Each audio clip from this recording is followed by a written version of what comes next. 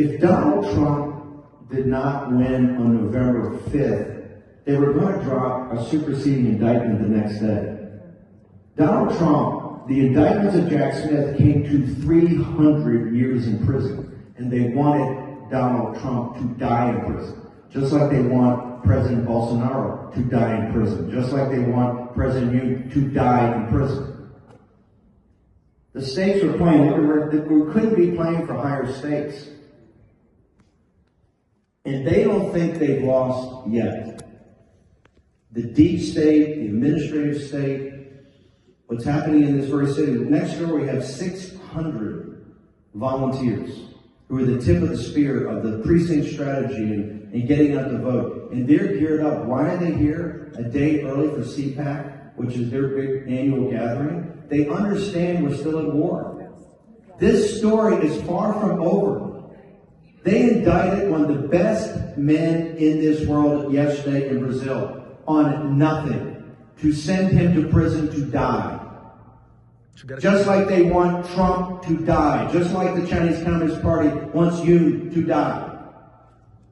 And this is far from over. Yes, we've had days of thunder, and it's amazing. And every day there are 10 or 12 things. And we're on offense all the time.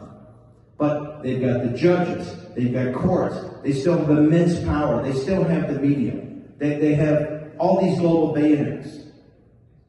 And if you look at their partners, you look at the parties and the politicians and the youth and the grassroots movement throughout the world, Europe, South America, Central America, Asia, it's now our time, and this is when it's going to be the hardest. Because they're not going to sit there and go, okay, we see what you guys want to do. You're about liberty and freedom. They're not about liberty and freedom. They're about controlling the most powerful apparatus in the United States and in all these other countries in world history, and they're not going to give it up unless we take it from them. And when we take it from them, we then have to execute on that to make sure we deliver on the promise of liberty and freedom. And that is a grind every day of the week. That's why I'm proud to be here at CPAC. And I'm proud to see the people that come consistently. And if Matt Schlapp and Mercy had not had the courage to invite Trump 47 days after they stole the election, when the entire, essentially conservative media, the entire Republican Party, all the donors turned their back on him, we wouldn't be here today winning. But we are far, far, far from victory. November 5th is just another day for them. Every day it's a struggle. And if you want to see what the stakes are, you look at an individual that's one of the finest men in this world.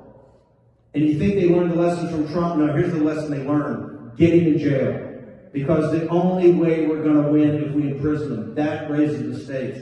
I'm proud to stand here with Bolsonaro. I'm proud to stand here with the South Koreans. We have a fighter in our hand, and we have to let them know there is nothing they can do that will defeat us. Thanks.